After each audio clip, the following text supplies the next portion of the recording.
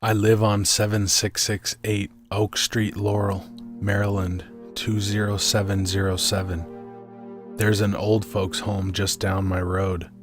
It caters to the old crazy kind of people.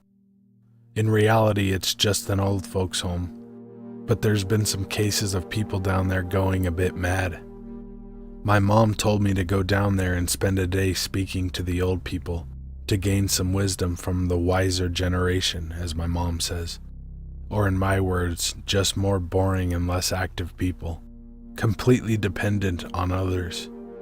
However, seeing as I wanted my allowance that month, I just went there to please her. I packed some lunch and I set off on my bike, crashing straight into the repairman's truck. We were having some work done to the wood on the underside of our house, just replacing some panels, because it seemed like them damn raccoons have been down there really clawing away at it again. Happens every few weeks. I don't know why we don't call an exterminator to take care of them for good. Anyway, I race up to the old folks' home and park my bike around the side. I'm a little sweaty. It's hot this time of year. I walk into the building and grab the nearest person I can find and ask them if there's anyone here that wants some company today. The man tells me that it's a nice thing for me to do and to please follow him into the room where the residents are and ask whoever I wanted to if they would like some company for the day. So I walk into the room. It's not the nicest in there. It smells funny and looks boring. Most of these old people actually have people to talk to, either family or the caretakers. I see one lonely woman. I feel some strange connection with her. That sounds weird, I know. So I walk up to her and ask her if she would like to talk. I get no reply. Someone who works there comes up to me and tells me she's not spoken more than a few words since she's arrived. I sit with her regardless, because even if she doesn't talk, I might not be gaining wisdom, but hey, it might make her day a little bit better. We sit there for about 20 minutes in silence until I turn to her and say, "Nice day, isn't it?" She turns to me and actually looks at me for the first time and mutters the words, "Do you want to hear about my life?" I'm a little shocked, seeing as she apparently never speaks, but I reply instantly, "Yeah, why not?" I think to myself it's better than sitting in silence. Even if this woman is about to tell me her life story of how she worked in a factory her whole life and had lots of grandkids and so on. The woman begins to tell her life story to me. I used to live alone in a house not far from here. I owned a nice house. It was big enough for more than just me. But I never seemed to meet anyone. It never happened for me. I was always working. I led a highly sociable life, don't get me wrong. I was well liked. I had been told I was a bubbly person, outgoing, and a good friend. I just never met the one person who I would live the rest of my life with, to see out our days together. I lived in my house for a very long time. Nothing had ever happened in my house until one night I heard a noise. It was a very deep noise, but faint at the same time. I assumed it was nothing, but a few times it used to wake me up. One night the noise had become incredibly strident. It woke me once more, but not like the other times. I felt like I wasn't alone this time, like there was something in my bedroom with me. I could feel it in my presence. The noise had gone, but I turned my head to see this shape of something. I don't know what it was. I rushed to turn the light on to find nothing. I thought I must have just been having hallucinations because of my anxiety tablets I was prescribed not too long ago. A couple of weeks passed. The noises had stopped until that night. I awoke once again to this sharp demonic scratching. This time it terrified me. The noise hurt me. I felt pain from that sound. I was sitting up in my bed all alone in my dark house, just listening to this noise. The noise was getting louder. The scratching felt like it was in the room with me. I couldn't take the noise any longer. I rushed to my cold, dark bathroom to splash some water on my face. I was dripping with sweat. I'd hoped I was having a night terror, another side effect of these pills I'm taking. I got into the bathroom with my legs shaking from fear. I turned the tap on. The running water hitting the ceramic sink masked the abominable scratching noise for a few seconds. I cupped some water with my shaking pale hands and splashed it on my face to cool me down. The noise had gone. My heart stopped racing. The panic attack that I knew had been creeping up on me started to fade, until I turned the lights on. There it was, the satanic infernal creature that had been making the noise. Other than this thing's face, the smell was the worst. It was completely abhorrent to me. It smelt like rotting flesh. I've never smelt rotting flesh, but it was the smell of infection and disease. The smell went right up into my nose, plaguing my insides. I could even taste it. The room turned even colder, and even though the light was on, everything around me felt black, and I knew I couldn't escape it. The creature had a haunting, distorted face. Its eyes were stitched, but I could tell it could see me. It was covered in blood. Not fresh blood, clotted blood. That may have explained the smell. If I could describe it more to you, I would. But the creature was indescribable. Words haven't been invented to describe this terrifying evil. You couldn't imagine any word that could possibly begin to get close to what this creature was. I knew it wanted to hurt me. I knew it wanted to make me feel pain. The creature's breath was on the back of my neck. It was like ice, uncomfortably chilling my sweating back. The thing brought up what I could only assume to be a hand with black long daggers for fingernails.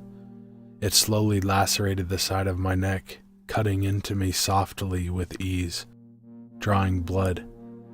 I could feel my blood dripping down my neck, warming the cold area the demon's breath had been on.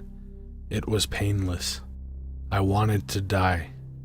I closed my eyes as I began to have a panic attack. I didn't think it would be possible to have a panic attack, considering the amount of pills I'm on, and how I was standing completely still for what seems like hours, when it had only in reality been minutes, maybe seconds. I close my eyes and count to 10, like my therapist had told me previously. I opened my eyes. There was nothing there, until I heard the faintest noise. It was blood hitting the cold wooden floor of my bathroom. It was all real, but I was alone. I felt empty. I didn't feel scared. I just felt nothing. The scratching noise has never left my mind. It carried on until I had to leave my house to be put in this home. I was deemed crazy, but it happened. The woman claimed the story to be true. I know she believed it. She was convinced. But you hear about these people who have been abducted by aliens all the time down south. There's plenty of people who believe it happened. Doesn't mean it's true. To humor the woman, I asked where this experience happened, considering she said she lived close by. She replied, 7668 Oak Street, Laurel. I got up from the chair and left immediately, not before getting stopped on the way out by a worker, asking if I was okay. Assuming something was wrong, considering I was profusely sweating and shaking, I asked how the lady I was talking to got the black scar on her neck that I noticed as I was leaving. The worker replied, "What scar? Are you sure you're okay? You've been sitting with that lady for over 40 minutes in complete silence."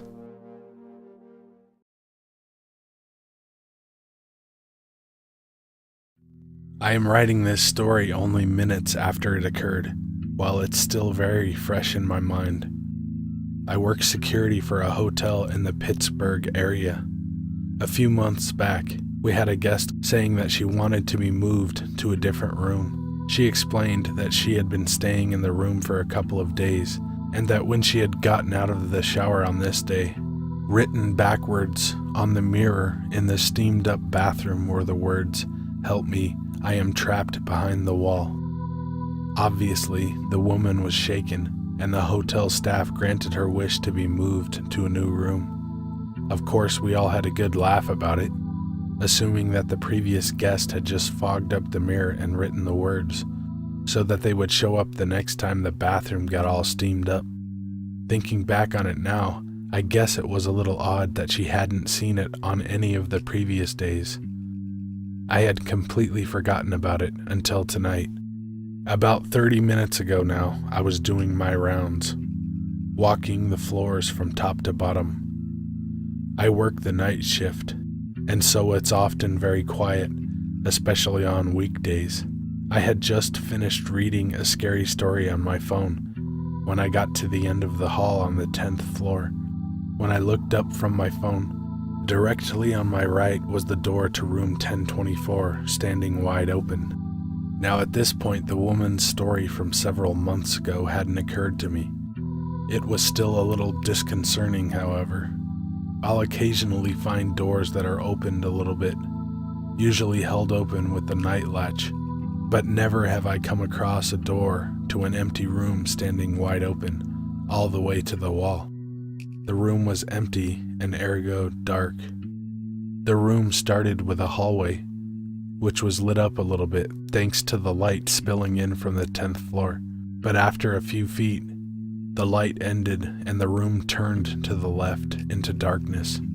I was a little on edge, but I made my way into the room. Immediately on my right was a switch that I flipped, and thankfully a light came on from around the corner. If it hadn't, I don't know that I'd have gone around that corner. As it was, I did go around. I flipped another switch, though the light in the room was still fairly dim. I took a look around the room for anything out of the ordinary, and made sure nobody was in the room before turning my attention to the huge window that looked out on the city.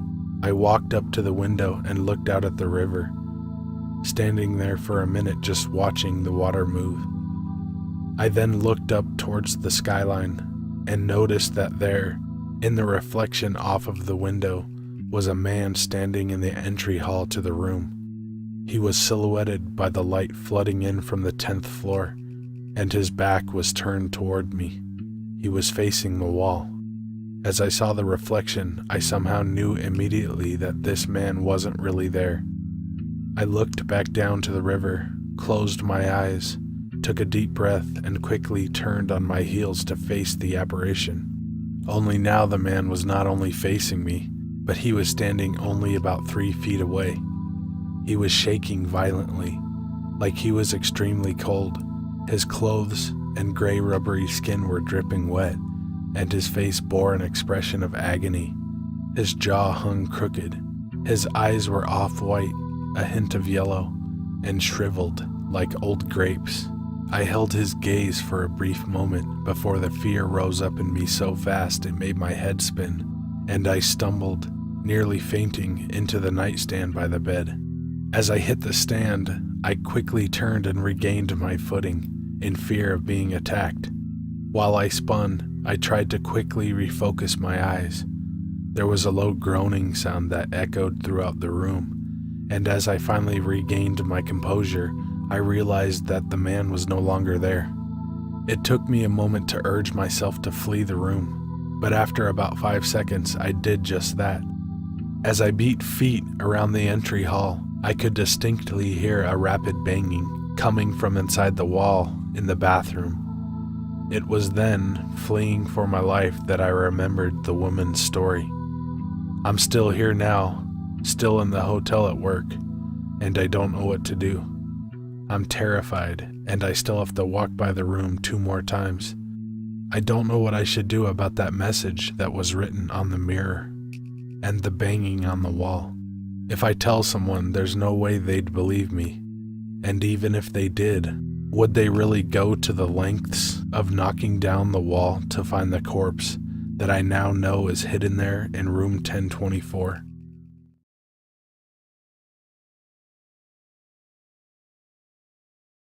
This all began when my friend Sarah got a job working at a large hospital. Because I work there as well, We were excited at the prospect of seeing each other for lunch, even though we were in two different departments. I don't want to bore you with the details, but the hospital is designed oddly. It has 5 floors, but no central stairwell. And while there are plenty of elevators, only one takes you from the basement level up to the 5th floor.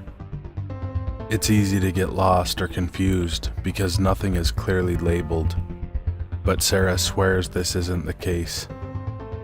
Sarah didn't get lost, and there is a 6th floor, and she told me to look in her diary for the truth.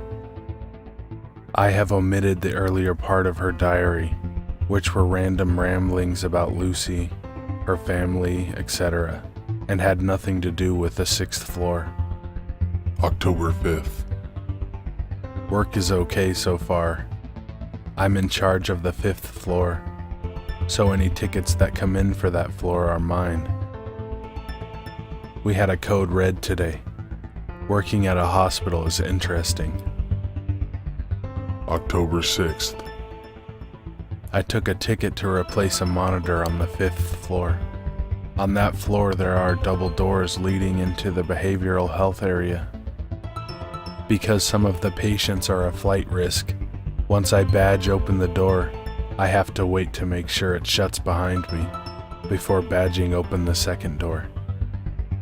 The doors will not open if someone else is standing on the other side, as 2 people cannot enter from opposite sides at the same time. The people that work in the main office there are nice, and directed me to the broken monitor. I swapped it, and naturally I got lost, trying to find my way back, but I'm still new, so I came to a strange elevator. All of the elevators in the hospital are either gold or silver, but this one was blue. Weird, right? I'll see if I can explore tomorrow. I really want to learn my way around, so I'm not constantly bothering everyone for directions. I think Kat is annoyed with me.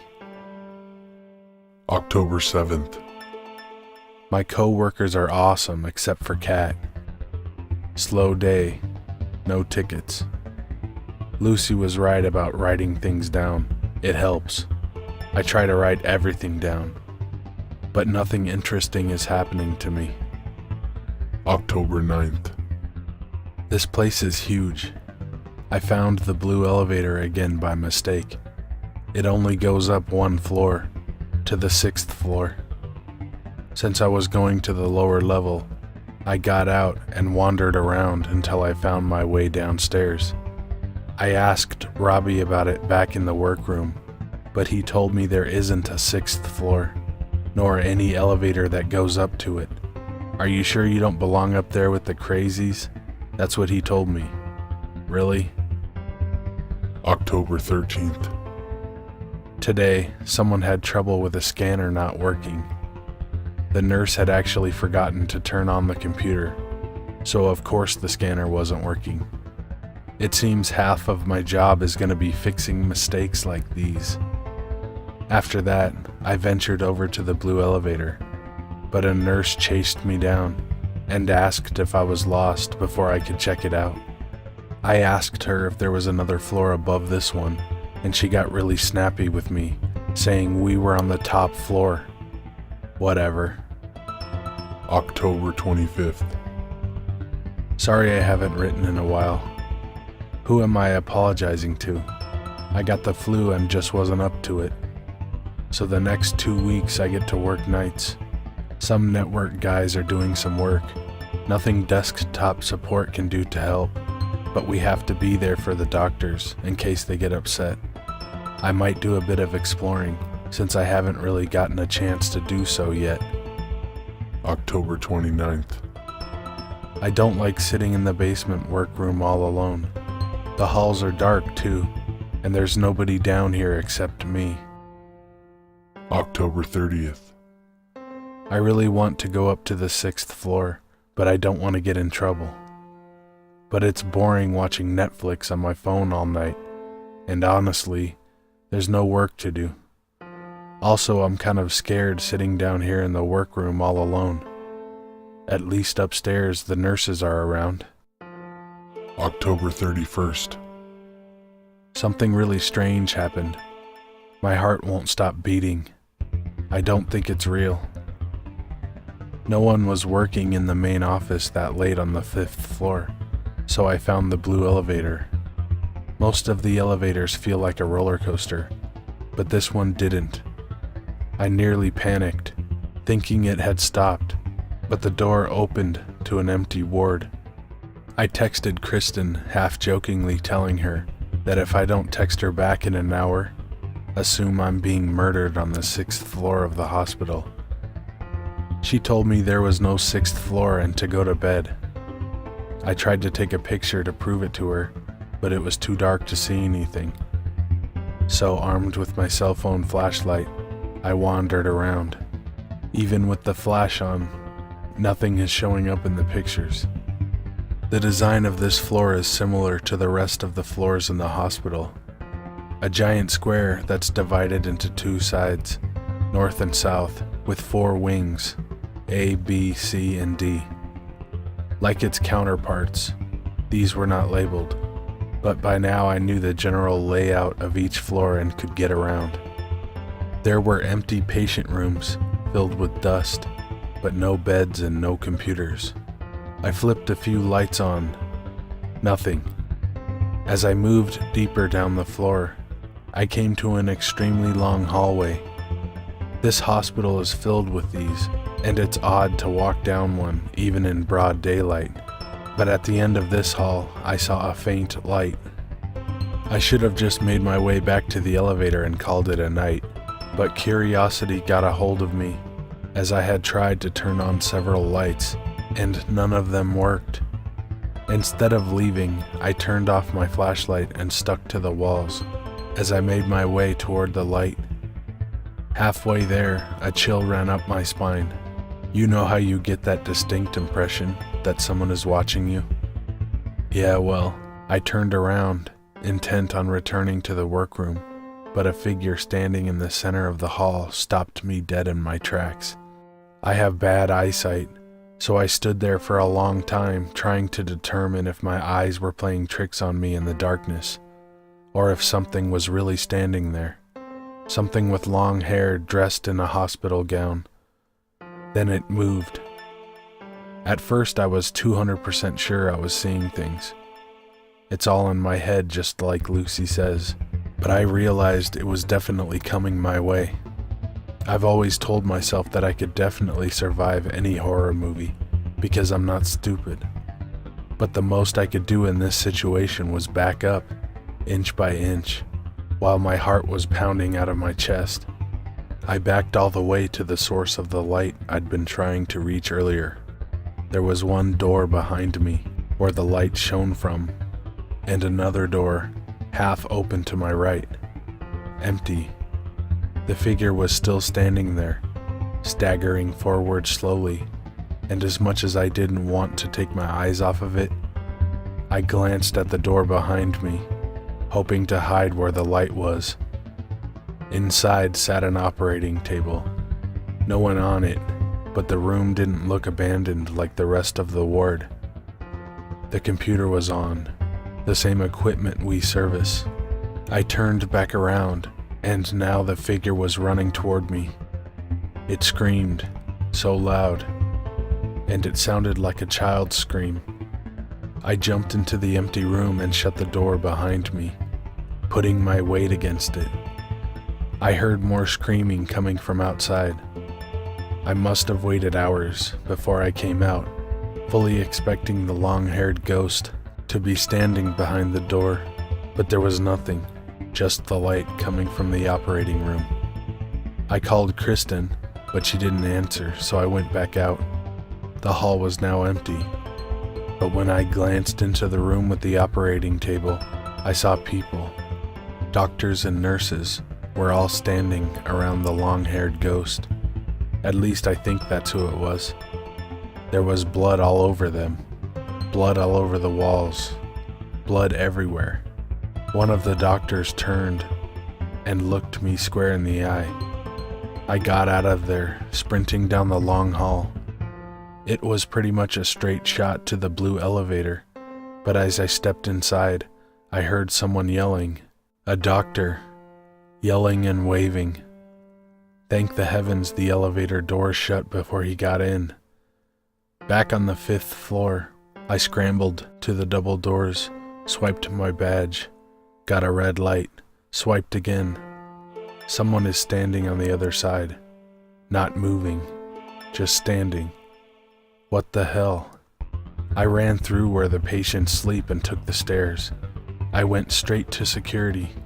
I know I sounded crazy, rambling on about the 6th floor, the patient with long hair, and the operating room.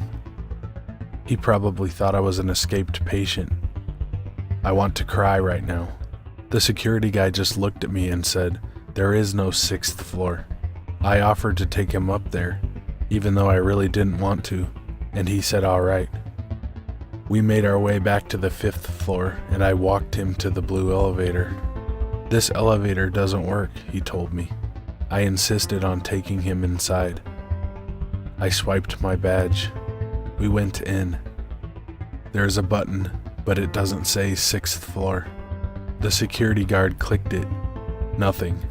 We both went back downstairs.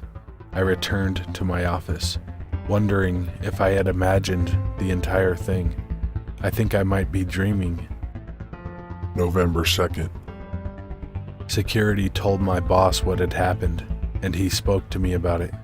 Apparently, I can't go onto the 5th floor at night, or maybe I got in trouble for not being in the workroom. It sounds to me like they're trying to hide something by firing me. My parents took me back to see Dr. Allison after I told them what had happened, telling her I was talking to myself again, making up crazy stories. Kristen finally responded, but she doesn't believe me. She has to read my diary. I wrote everything down just like Lucy said I should. November 3rd. Nobody believes me. I'm not crazy.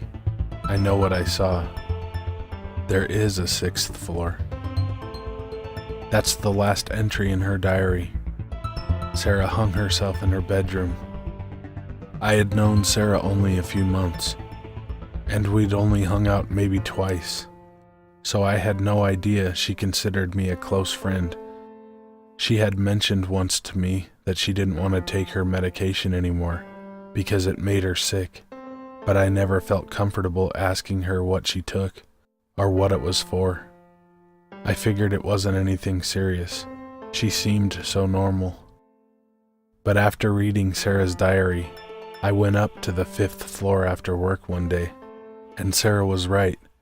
There is an elevator that goes up only one floor at the hospital. It opened up to the roof.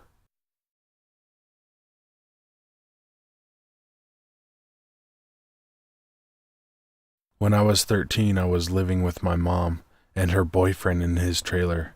It wasn't bad. The only part I hated was there was no store nearby, and the bed. The bed was an old hospital-type bed. The guy's mother had been through hospice in it. It was uncomfortable and always felt kind of creepy. The house itself wasn't bad, though. I was comfortable being on my own. Anyway, my room was at the back of the trailer. A long open floor plan led to the front of the home where the kitchen and living room sat, separated by a small partition. From my bed, I could see all the way into the kitchen and part of the living room. I had settled into bed one night, but I was restless and unable to sleep for a long time. After much tossing and turning, I had started to get comfortable and thought sleep might finally happen. But my back was to the open door, which I have always hated, so I rolled over one more time to face the door. Then I saw it. I saw a figure standing at the far end of the kitchen. She had to be about 6 foot. She was lean and completely nude. Her skin was a creamy beige, with very light lavender spots here and there. It reminded me of the freshly dead, waxy, smooth, purple and blue undertones blossoming about the body. I thought it was strange that I could see so much detail, considering the only light was coming from the street light outside. The truly odd part, however, was her head.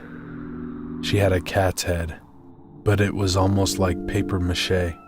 The eyes were closed slits, reminding me very much of a stylized maneki neko, but there was no smile on her face, no mouth that I could see. In fact, aside from the eyes, there wasn't much detail anywhere on her body. I closed my eyes for a count of 10, convinced that I had just been letting my imagination run wild. When I opened them, she wasn't gone. She was closer. She was now standing at the edge of the kitchen. My heart leapt into my throat as I stared at her. She didn't really move much. Sometimes I thought I would catch her head tilt to the side, or she would sway slightly. I closed my eyes again. I tried to think. It couldn't be my mother or her boyfriend. They were in their bedroom and didn't want to be bothered. I was smart enough to know what that meant, so I was sure they were busy, and this wasn't either of them. All the doors and windows were locked. We were the only ones in the house. This had to be my imagination. This couldn't be a real person. I slowly opened my eyes. She was gone. I relaxed. See? Just my imagination. Mother always said I was creative. I noticed movement in the bathroom. Slowly, she leaned forward out of the open bathroom doorway, looking down the hall at me. I let out a small whimper. I tried to scream for my mother, but nothing would come out. I kept trying to call for her, but I was frozen with fear. All I could do was scoot back further in the bed, shake, and whine under my breath. I slowly realized she only moved when my eyes were closed, but I couldn't stand looking at her. It made my heart pound out of my chest, and I wanted to puke. It made me ill to look at her, like vertigo. I closed my eyes one more time, convinced if I just keep them closed until morning, I wouldn't have to deal with her. I was determined to go to sleep. Things would be better tomorrow. But I heard a loud shuffle and the sound of a body hitting the wood paneling. In my panic, I made the tragic mistake of opening my eyes. She was now standing right outside my bedroom door. I flung myself face first into my pillow, eyes squeezed tight. I finally found my voice and screamed bloody murder. My mother came flying out of her room and into mine. Suddenly, all the lights were on. She held me and told me it was a dream. I was hysterical and managed to talk my mom into letting me stay in her room. I slept on the floor next to her side of the bed. They kept the bathroom light on for me, and I insisted they locked the bedroom door. After a few sleepless nights in my mom's room, then on the sofa with all the lights on, they moved my bed away from the door, and it never happened again. It was surprising how quickly I got over the situation at the time, but looking back on it now, it still scares the shit out of me. What was it? Hey guys and ladies, thanks for watching. If you want me to tell your story, email me at the address in the description. It's the Devil's Interval with 3's instead of E's and no apostrophe at gmail.com. Ripley, do you have anything to add to the what would you call this? The thanking the people part? All right. That's a no. Be good to animals, even people. See ya. Scout, Snamok, Barksbus, Herish. I'm gonna sneeze. Or not. Hello, hello, hello, I've got red in my yellow.